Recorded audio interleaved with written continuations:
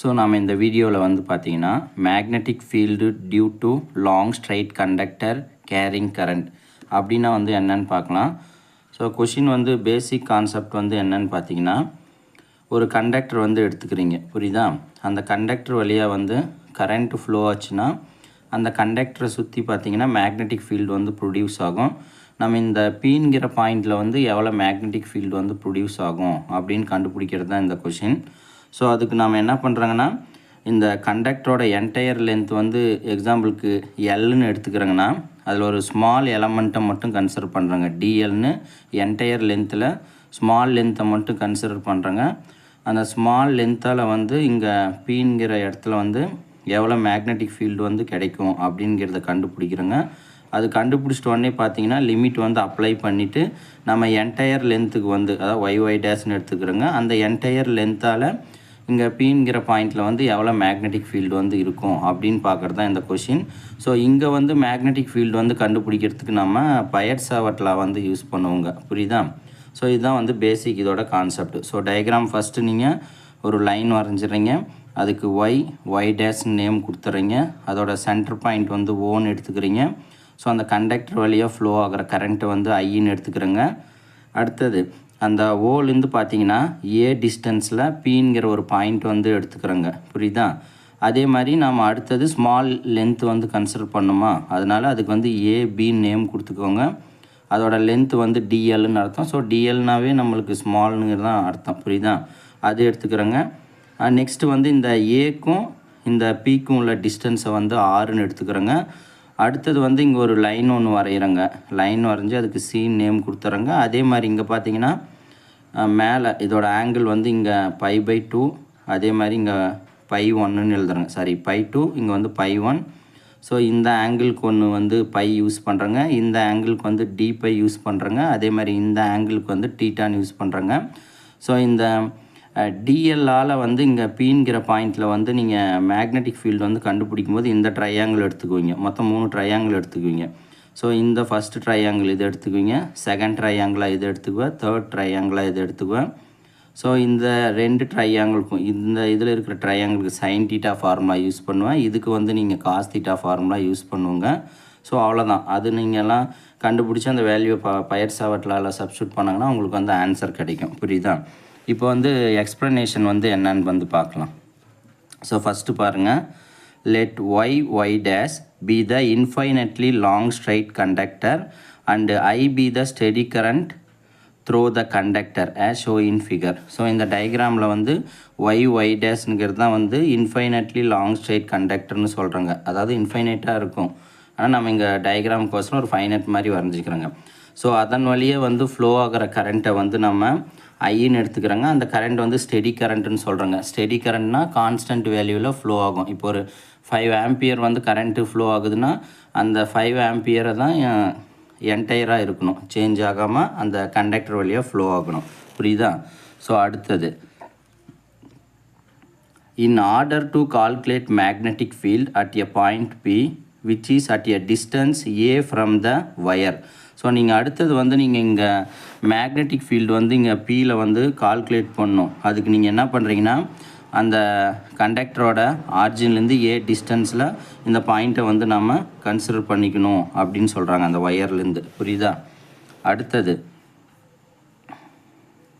let us consider a small line element dl segment AB. So இந்த diagram நான் ஃபஸ்ட்டே சொன்னேன். ஸோ இது என்டையர் லென்த்தில் நம்ம டிஎல்னு ஒரு ஸ்மால் லென்த்தை வந்து எடுத்துக்கிறோங்க. அதுக்கு வந்து நம்ம ஏபின்னு வந்து நேம் கொடுத்துக்கிறோங்க, புரியுதா?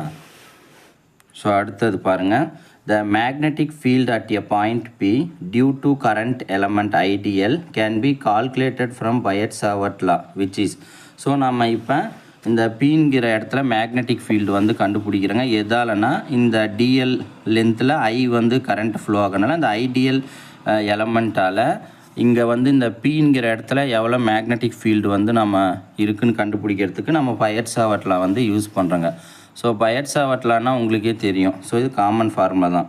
என்னென்னா DB vector equal μ0 divided by 4π IDL sine theta divided by R square into n கேப்னு எழுதுறங்க, புரியுதா? இந்த ஈக்குவேஷனில் என்ன சொல்லியிருக்காங்க பாருங்கன்னா, where n cap is the unit vector which point into the page at P. So இதில் nங்கிறது வந்து யூனிட் வெக்டாரு. அந்த யூனிட் வெக்டார் வந்து பார்த்திங்கன்னா நம்ம பேஜ் இருக்குன்னா அந்த பேஜ் வந்து இன்டூ உள்நோக்கி இருக்கிற மாதிரி அர்த்தம். புரியுதா? அதை நீங்கள் எழுதிக்கோங்க. அடுத்தது வந்து பார்த்திங்கன்னா இங்கே கொடுத்துருக்காங்க பாருங்கள். Theta is the angle between current element I DL and line joining DL and the point P. So அடுத்தது வந்து தீட்டாங்கிறது வந்து என்னன்னு பார்த்தீங்கன்னா இதுதான் வந்து தீட்டா மாதிரி கன்சிடர் பண்ணிக்கோங்க இந்த இடத்துல. புரியுதா? இந்த தீட்டா வந்து எப்படி இருக்குன்னா இந்த கரண்ட் ஃப்ளோ ஆகிற ஐடியலுக்கும் அதே மாதிரி இந்த லைன் ஜாயினிங் எலமெண்ட் இருக்கா, நீங்கள் இது எடுத்துட்டாலும் சரி, இந்த லைன் இல்லை இந்த லைன் எடுத்துட்டாலும் அதுக்கு சென்டரில் இருக்கிற ஆங்கிளை தான் நம்ம தீட்டான்னு எழுதுறோங்க. புரியுதா? ஸோ அடுத்தது and the point P எழுதுங்க. அடுத்தது let R be the distance between line element at A to the point P. அடுத்தது வந்து இந்த ஆர்னா வந்து என்னன்னு சொல்கிறாங்க. ஸோ இந்த ஆர்னா வந்து என்னன்னு பார்த்தீங்கன்னா நம்மளுக்கு வந்து அந்த லைன் எலமெண்ட்டில் ஏ பாயிண்ட்லேருந்து இந்த பி பாயிண்ட்டுக்குள்ள டிஸ்டன்ஸை தான் நம்ம இந்த இடத்துல ஆறுன்னு வந்து மென்ஷன் பண்ணியிருக்கோங்க. புரியுதா? ஸோ அடுத்தது இப்போ அடுத்தது இந்த ஈக்குவேஷன் இருக்கா, அதாவது μ0 IDL sine theta divide by R square N கேப்பில் நம்ம இந்த டிஎல் சைன் தீட்டாவோட மதிப்பு வந்து கண்டுபிடிக்கணும். ஸோ அது கண்டுபிடிக்கணும்னா சைன் தீட்டானாவே அங்கே வந்து தீட்டான்னு வந்தாவே நம்ம ட்ரிக்னாமெண்ட்ரி தான் வந்து அப்ளை பண்ணணும். ஸோ அப்படி ட்ரிக்னாமெண்ட்ரி அப்ளை பண்ணுறதுக்கு இந்த ஆங்கிளுக்கு, அதாவது இதுலேருந்து இங்கே உள்ளது கண்டுபிடிக்கணும்னா இது ஒரு ஆங்கிள், அதாவது ட்ரையாங்கிள் மாதிரி கன்சிடர் பண்ணோம். ஸோ அந்த ட்ரையாங்கிள் மாதிரி நம்ம கன்சிடர் பண்ணுறதுக்கு என்ன பண்ணோம், இங்கே ஒரு லைன் வந்து வரையுங்க. அதுதான் இங்கே சொல்லியிருப்பாங்க. To apply trigonometry, draw a perpendicular line from A to BP as shown in figure. So நீங்கள் trigonometry வந்து அப்ளை பண்ணுறதுக்கு நீங்கள் என்ன பண்ணுறீங்கன்னா இந்த ஏலேருந்து இந்த பிபி லைன் இருக்குது பார்த்தியா, அதுக்கு இதில் வந்து நான் இங்கே ஒரு லைன் வந்து ட்ரா பண்ணிக்கிறீங்க. புரியுதா? ஸோ இங்கே அதே மாதிரி ஸோ இந்த ட்ரையாங்கிள் இந்த ட்ரையாங்கிள் 3 இருக்கும். இதுக்கும் சைன் தீட்டா யூஸ் பண்ணுவோங்க. அதாவது இந்த சின்ன ட்ரையாங்கிளுக்கும் ஸோ இந்த ட்ரையாங்கிள் அதிலே வரதுக்கும் சைன் தீட்டா, இந்த ட்ரையாங்கிளுக்கு மட்டும் காஸ் தீட்டா யூஸ் பண்ணுவோங்க. இப்போ ஃபஸ்ட்டு வந்து நம்ம என்ன பண்ணுறோங்கன்னா இந்த ஐடியல் அதாவது டிஎல் சைன் தீட்டா வேணும்ல, அந்த டிஎல் சைன் தீட்டா கண்டுபிடிக்கிறதுக்கு என்ன பண்ணுறாங்கன்னா ஃபஸ்ட்டு இந்த ட்ரையாங்கிளை எடுத்துக்கிறோங்க. புரியுதா? அதாவது ட்ரையாங்கிள் ஏபிசின்னு வந்து எடுத்துக்கிறோங்க. அதுதான் சொல்லியிருக்காங்க என்னென்னா இன் ட்ரையாங்கிள் ஏபிசி. ஸோ இங்கே சைன் தீட்டா தான் வேணும், அதனால் நீங்கள் சைன் தீட்டா ஃபார்முலாவே எழுதிக்கோங்க. ஸோ சைன் தீட்டாக்கான ஃபார்முலா வந்து என்னன்னு பார்த்தீங்கன்னா ஆப்போசிட் டிவைடட் பை ஹைப்போட்டெனஸ்ன்னு சொல்லுவாங்க. அப்போ இதுதான் வந்து அந்த ட்ரையாங்கிள் ஏபிசி. ஸோ இதுதான் வந்து அந்த ஆங்கிள், இதுக்கு ஆப்போசிட் இருக்கிறத வந்து நம்ம ஏசின்னு எடுத்துக்கிறோங்க. அதே மாதிரி வந்து பார்த்திங்கன்னா ஹைப்போட்டெனன்ஸ் வந்து பார்த்திங்கன்னா ஏபின்னு எடுத்துக்கிறோங்க. ஏன்னா இது வந்து லாங்கஸ்ட் லென்த்தை தான் நம்ம ஹைப்போட்டெனன்ஸ்னு சொல்லுவாங்க. அதே மாதிரி இந்த 90 டிகிரிக்கு ஆப்போசிட் இருக்கிறதும் ஹைப்போட்டெனன்ஸ்னு சொல்லுவாங்க. அப்போ சைன் தீட்டாக்கான ஃபார்முலா உனக்கு தெரியும். என்னது? ஆப்போசிட் ஏசி, இந்த ஆங்கிளுக்கு ஆப்போசிட்டாக இருக்கிறது வந்து ஏசி, இது ஹைப்போட்டெனன்ஸ் வந்து ஏபின்னு எடுத்துக்கிறோங்க. ஸோ அதை தான் நம்ம இங்கே எழுதியிருக்குங்க. என்னது? AC divide by AB. So உங்களுக்கு வந்து நம்மளுக்கு இந்த சைன் தீட்டா ஏபி வந்து எல், அதாவது எல் சைன் தீட்டான்னு தானே வேணும், அதான் டிஎல் சைன் தீட்டா தானே வேணும். அதனால் ரீஅரேஞ்ச் பண்ணி எழுதிக்கோ. அப்போ எப்படி எழுதலான்னா இங்கே கொடுத்துருக்காங்க பாருங்கள். ஏசி ஈக்குவல் இந்த ஏபி இங்கே வந்துருச்சுன்னா ஏபி சைன் தீட்டான்னு எடுத்துக்கிறோங்க. ஸோ அடுத்தது நம்ம இந்த லைன் எலமெண்ட்லேயே உங்களுக்கு தெரியும் ஏபியை வந்து நீங்கள் டிஎல்னு எடுத்துருக்கீங்க. அதனால் இந்த ஏபிக்கு பதிலாக நீங்கள் என்ன சப்ஸ்டியூட் பண்ணுறீங்க, டிஎல் சப்ஸ்டியூட் பண்ணால் அப்போ இந்த ஈக்குவேஷன் வந்து எப்படி இருக்கும், ஏசி டிஎல் சைன் தீட்டான்னு இருக்கும். ஸோ நம்மளுக்கு ஃபார்முலாவில் டிஎல் சைன் தீட்டா தான் இருக்கும். ஆனால் அந்த டிஎல் சைன் தீட்டாவோட வேல்யூ கண்டுபிடிக்கிறது நம்ம இது பண்ணுறோங்க. ஆனால் டிஎல் சைன் தீட்டாவோட மதிப்பு இப்போயும் நம்ம கண்டுபிடிக்கல, ஏன்னா ஏசின்னு தான் இருக்குது. அப்போ நீ அடுத்தது என்ன பண்ணணும்னா இந்த ஏசி வேல்யூ வந்து கண்டுபிடிச்சி இங்கே சப்ஸ்டியூட் பண்ணி நீங்கள் அடுத்தது பையர் சாவட் லெவலில் சப்ஸ்டியூட் பண்ணணும். இப்போ அடுத்தது நம்ம என்ன பண்ணுறோங்கன்னா இந்த ஏசி வந்து கண்டுபிடிக்கணும். ஸோ அந்த ஏசி கண்டுபிடிக்கிறதுக்கு அடுத்த ட்ரையாங்கிளை நம்ம கன்சிடர் பண்ணிக்கணும். புரியுதா? ஆனால் 2 ட்ரையாங்கிளும் கன்சிடர் பண்ணலாம். நீங்கள் உங்களுக்கு புரியறதுக்கோசரம் ஃபஸ்ட் ட்ரையாங்கிள் இங்கே போட்டிங்களா, அதனால் அதை விட்டுட்டு 2வது ட்ரையாங்கிள் இதை வந்து கன்சிடர் பண்ணணும். இப்போ நீங்கள் அந்த ட்ரையாங்கிளோட ஆங்கிள் வந்து டி பைன்னு இருக்கா. அப்போ இங்கே வாங்க, let D phi be the angle subtended between AB and BP. So இந்த டி பை வந்து எதுக்கு நடுவில் இருக்குதுன்னு பார்த்தீங்கன்னா உங்களுக்கே தெரியும், ஏபிக்கும் அதே மாதிரி இந்த பிபிக்கும் இடையில் இருக்கிற ஆங்கிள் தான் வந்து என்னது டி பைன்னு சொல்கிறேங்க. ஸோ நீங்கள் அடுத்தது பாருங்கள் அந்த ட்ரையாங்கிள் என்னென்ன இருக்குதுன்னு பாருங்கள், பிபின்னு ஒரு ட்ரையாங்கிள். இந்த சென்டர் லைனை கன்சிடர் பண்ணாமல் நீங்கள் ஒரு ட்ரையாங்கிள் நோட் பண்ணிக்கோங்க. அதே மாதிரி அந்த மேலே இருக்கிறது இல்லாமலேயும் ஒரு ட்ரையாங்கிள் எழுதலாம். என்னது ஏபிசின்னு எழுதலாம். புரியுதா? ஸோ அதோட ஆங்கிளும் வந்து டிபைபி தான். ரெண்டுமே வந்து சிமிலர் ட்ரையாங்கிளால் நம்ம இது செகண்ட் இதை மட்டும் நீங்கள் எடுத்துக்கிற மாதிரி எழுதிக்கோங்க. இப்போ அதுக்கு வந்து நீங்கள் ட்ரையாங்கிள் எழுதிக்கோ. என்னது ட்ரையாங்கிள் ஏபிசின்னு எடுத்துக்கோ. புரியுதா? ஸோ அதுக்கு வந்து நீங்கள் இதுக்கும் வந்து நான் சொன்னேன்ல, இதுக்கும் sin θ யூஸ் பண்ணுங்கள், இதுக்கும் வந்து sin θ யூஸ் பண்ணுங்கள். ஸோ இதுக்கு வந்து நீங்கள் sin θ ஃபார்முலா வந்து எழுதுறீங்க. ஸோ இங்கே டீட்டாக்கு போல் டிபை இருக்கிறதுனால இங்கே நீங்கள் என்ன எழுதுறீங்க, sin dπன்னு எழுதுறீங்க. இதுக்கும் இந்த ஆங்கிளுக்கு ஆப்போசிட் இருக்கிறது, அதாவது sin θனா ஆப்போசிட் டிவைட் பை ஹைப்போட்டனன்ஸ் தெரியும். அப்போ ஆப்போசிட் வந்து ஏசி எழுதிருங்க. ஹைப்போட்டனன்ஸ் வந்து பார்த்தீங்கன்னா ஏபி. இந்த ட்ரையாங்கிள் ரைட் ஹேண்ட் ட்ரையாங்கிளுக்கு ஆப்போசிட்டாக இருக்கிறது, இது கொஞ்சம் லென்த்தாக இருக்கிற மாதிரி இருக்கும். அப்போ அதை எப்படி எழுதிக்கலாம், ஏசி டிவைட் பை ஏபின்னு எழுதிக்கலாம். ஸோ அடுத்தது வந்து பார்த்தீங்கன்னா since D pi is very small. So இந்த டிபை வந்து ஆங்கிள் வந்து இந்த ஆங்கிளை கம்பேர் பண்ணும்போது கொஞ்சம் ஸ்மாலாக இருக்குது, இல்லை அந்த ஆங்கிள் ரொம்ப சின்ன ஆங்கிள், அதனால் வந்து நீங்கள் sin θ மென்ஷன் பண்ணாமல் அந்த sin dπ வந்து அப்ராக்சிமேட்டாக dπன்னு எடுத்துக்கோ. அதே மாதிரி இந்த ட்ரையாங்கிளில் ஏபியோட மதிப்பு வந்து நம்ம 6ன்னு எழுதியிருக்குங்க. அப்போ இந்த ஈக்குவேஷனில் நம்ம ரீஅரேஞ்ச் பண்ணும்போது என்ன வரும்னா இப்படி வரும், அதாவது dπ வரும். அடுத்தது வந்து ஏசி டிவைட் பை ஏபி வரும். உனக்கு ஏபியோட மதிப்பு 6னா dπ ஏசி டிவைட் பை 6ன்னு வரும். அப்போ நீங்கள் அதை ரீஅரேஞ்ச் பண்ணி எழுதிக்கோங்க. அப்போ என்ன வரும், ஏசி வரும், அப்போ ஆர் dπன்னு இருக்கும். ஸோ இப்போ நம்ம இங்கே ஏசியோட மதிப்பை வந்து நம்ம கண்டுபிடிச்சிட்டோங்க. என்னன்னு, அதாவது இங்கே பாருங்கள், ஏசி ஈக்குவல் டு ஆர் dπன்னு கண்டுபிடிச்சிட்டுங்க. இதை எடுத்துகிட்டு வந்து இங்கே சப்ஸ்டியூட் பண்ணு. அப்போ என்ன வரும், R dπ equal to DL sin θன்னு எழுதலாம். அப்படி இல்லைனா நீங்கள் மாற்றி கூட எழுதிக்கலாம். என்னது, டிஎல் sin θ வந்து செகண்ட் வருது, DL sin θ equal to R dπன்னு எழுதலாம். ஏன்னா இந்த டிஎல் sin θவோட மதிப்பை தான் நம்ம பையட் சாவட்டில் இங்கே வந்து நம்ம அப்ளை பண்ணணும். இங்கே அப்ளை பண்ணுறாங்களா, அதனால் நீ இந்த கண்டுபிடிச்சிட்ட. அப்போ இது கூட நீங்கள் ஒரு ஈக்குவேஷன் நம்பர் போட்டுட்டு நீங்கள் இந்த ஈக்குவேஷனில் வந்து சப்ஸ்டியூட் பண்ணுறதா எழுதிக்கோ. இப்போ நீங்கள் பையட் சாவட்டில் உனக்கு எப்படி மாறும்,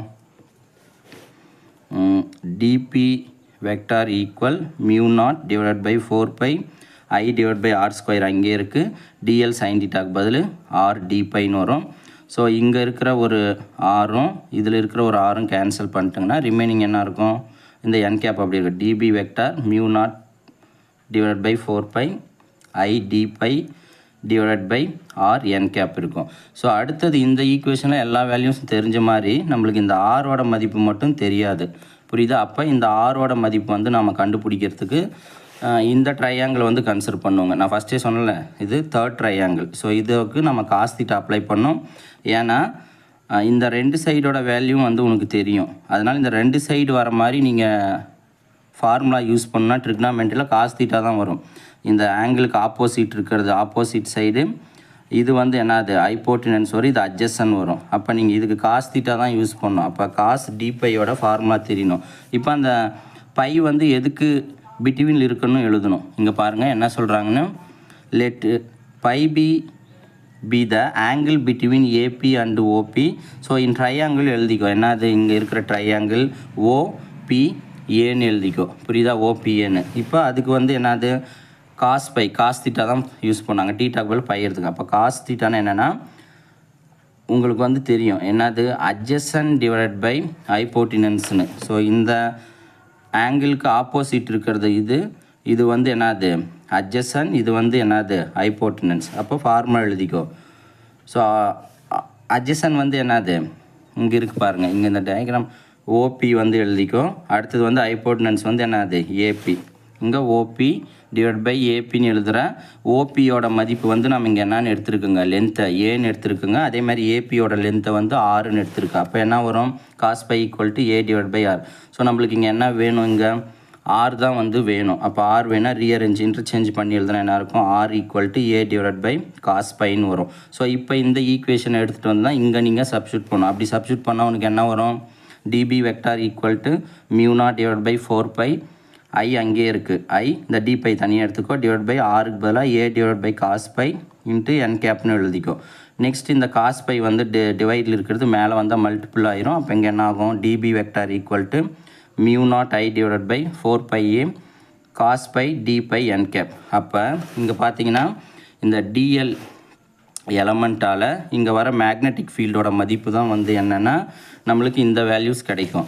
இப்போ நீங்கள் இந்த என்டையர் லென்த்தால் இங்கே கொஷினே அதுதான், இந்த என்டையர் லென்த்தால் இங்கே வந்து எவ்வளோ மேக்னெட்டிக் ஃபீல்டு வந்து வரணும்னா நீங்கள் இன்டகிரேஷன் பண்ணணும் லிமிட் போட்டு. அப்போ அவங்க என்ன சொல்கிறாங்கன்னு பாருங்கள், the total magnetic field at P due to the conductor y dash is. So அப்போ பி வெக்டார் தான் வேணும், கொஷின் அதுதான். ஸோ இன்டகிரேஷன் பண்ணணும், இன்டகிரேஷன் டிபி வெக்டார் லிமிட் வந்து -π1 அப்பர் லிமிட் வந்து π2ன்னு போடுறோங்க. ஏன் இங்கே வந்து -π1 போடுறோங்கன்னா இது நீங்கள் வந்து ஒய் ஆக்சிஸாக வந்து கன்சிடர் பண்ணிக்கோங்க. ஒய் ஆக்சிஸோட சென்டர் நினச்சிக்கோ.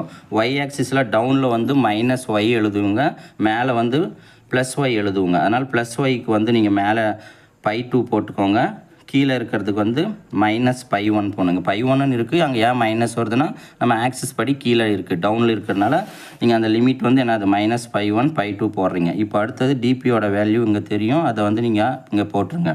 இப்போ அடுத்து இன்டகிரேஷன் பண்ணுங்கள். இன்டகிரேஷன் ஆஃப் காஸ் டிபையோட மதிப்பு வந்து என்னன்னு பார்த்தீங்கன்னா sin π.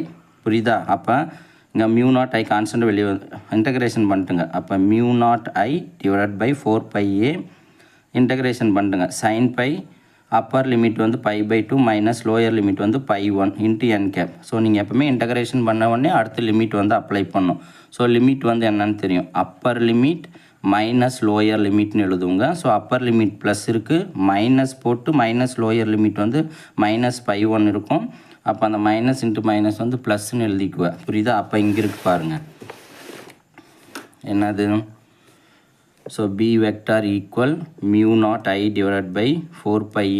இங்கே என்ன இருக்குது, upper limit sin π1 plus lower limit minus வரனால அங்கே minus into minus plus sin π2 into N கேப்னு இருக்கும். ஸோ அடுத்தது வந்து இங்கே இந்த டயக்ராமில் இந்த π1 π2 வந்து பார்த்திங்கன்னா இந்த கண்டக்டருக்கு வந்து 90 டிகிரியாக இருக்கும், இன்ஃபைனட்லி லாங்காக இருந்துச்சுன்னா. அது வந்து அதனால நீங்கள் என்ன பண்ணுறீங்கன்னா நீங்கள் π1 π2க்கு வந்து 90 டிகிரி போடுறீங்க. ஸோ உங்களுக்கே தெரியும், ஸோ sin 90 டிகிரியோட மதிப்பு வந்து 1. அப்போ இங்கே 1 + 1 வரும், அப்போ 2 n கேப் வரும். அதை தான் இங்கே போட்டிருக்குங்க பாருங்கள். B vector equal mu naught I divided by 4πa into 2 n cap.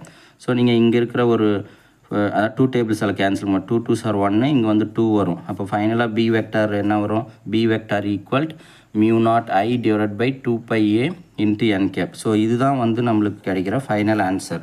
So அப்போ ஒரு கண்டக்டரில் வந்து கரண்ட் வந்து ஃப்ளோ ஆகும்போது, ஸ்டெடி கரண்ட் ஃப்ளோ ஆகும்போது இங்கே பிங்கிற பாயிண்டில் கிடைக்கிற மேக்னெட்டிக் ஃபீல்டோட மதிப்பு இதுக்கு ஈக்குவலாக இருக்கும். புரியுதா?